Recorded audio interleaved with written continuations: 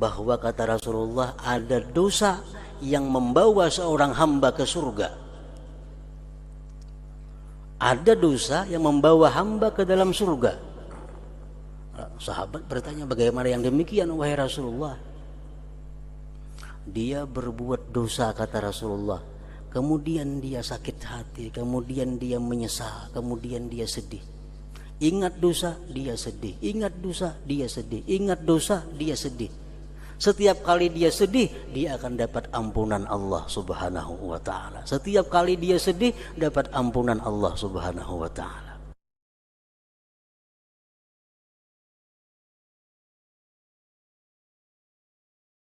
Ada 5 tanda orang ini dapat maghfirah, ampunan Allah. Yang pertama tandanya itu ayyudawimat taubah. Orang itu selalu mengekali tobat. Orangnya selalu bertobat kepada Allah. Berapa kali tobatnya tergantung, terserah kita.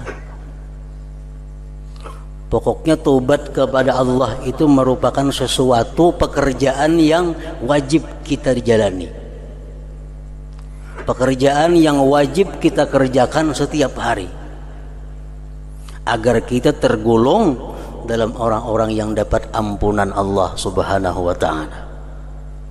Rasulullah pun memberi contoh, inni la atubu ilallah fil yaum 70 marrah, rawahu Nasa'i. Sesungguhnya aku tobat kepada Allah dalam sehari 70 kali, kata Rasulullah sallallahu alaihi wasallam. Tobat itu intinya adalah menyesali. Kenapa menyesali? Karena melakukan sesuatu yang menyakitkan. Karena telah melakukan sesuatu yang membahayakan diri. Jadi sebelum kita menyesali, kita mesti tahu bahwa dosa yang kita lakukan itu adalah membahayakan diri kita, menyengsarakan diri kita, lalu kita menyesal. Nah, itu intinya tobat kepada Allah Subhanahu wa ta'ala. Rasulullah bersabda, innal abda la yuznibu fa idza dzakarahu ahzanahu fa idza nazarallahu ilaihi annahu ahzanah wa falalahu, akhrajahu Abu Nuaim bil Hilyah. Kata Rasulullah, seseorang hamba dia berbuat dosa, baik dosa besar kah, dosa kecil kah, pokoknya seorang hamba ini berbuat dosa. Apabila dia ingat dengan dosa itu, dia sedih. Ingat lawan dosa, sedih. Ingat lawan dosa, sedih. Maka tatkala Allah memandang kepada itu hamba bahwa dia sedih karena dosanya yang telah lalu, ghafaralahu, Allah ampuni bagi dia. Bahwa kata Rasulullah, ada dosa yang membawa seorang hamba ke surga. Ada dosa yang membawa hamba ke dalam surga. Sahabat bertanya, bagaimana yang demikian wahai Rasulullah?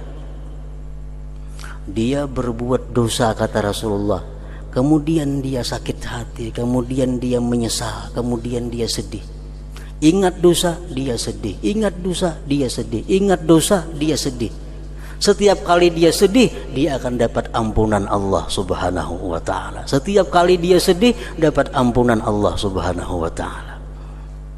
Yang kedua, tandanya orang yang mendapat ampunan Allah, ayyu khalita bis salihin, bahwa orang itu suka berkumpul dengan orang-orang salihin.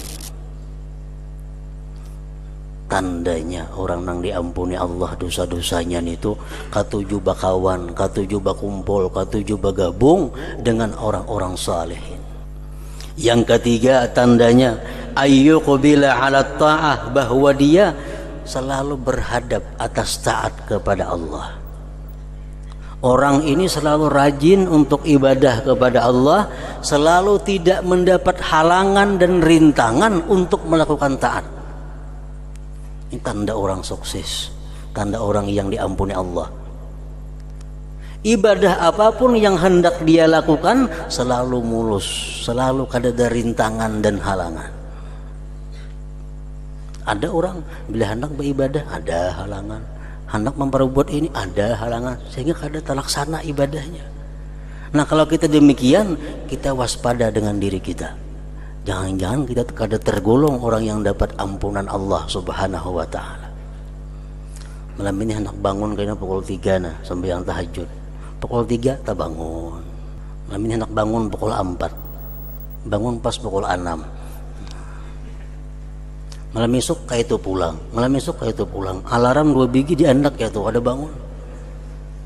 Nah, bila kita macam itu, kita waspada. Sako tagulong orang nang kada termasuk dalam ampunan Allah Subhanahu wa ta'ala. Sebabnya apa? Orang yang tergolong dalam ampunan Allah selalu sukses, selalu mudah, selalu terlaksana ibadah yang dia rencanakan, ibadah yang dia inginkan. Yang keempat, ayyadhhaba farahud dunya biqalbi, bahwa hilang kegembiraan dunia di hatinya. Contohnya, kalau kita datang duit untung usaha kita 1 juta rupiah, dapat duit keuntungan 1 juta, suka kita, gembira kita karena duit dapat 1 juta. Nah bila kita macam itu membahayakan. Dapat anugerah dunia, dapat nikmat dunia, kita gembira, ingat situ aja, itu membahayakan kita. Yang selamat macam apa? Kalau kita dapat anugerah dunia, dapat duit 1 juta, kita gembira bahwa ini adalah nikmat Allah dan ini akan kugunakan untuk kebaikan, untuk hal-hal yang diridai Allah. Dengan duit 1 juta ini aku senang. Kenapa? Karena aku bisa mengungkusi ini, bisa membantu itu, bisa sagan itu, sagan kebaikan macam-macam. Nah itu kada termasuk gembira dengan dunia, itu artinya gembira dengan akhirat.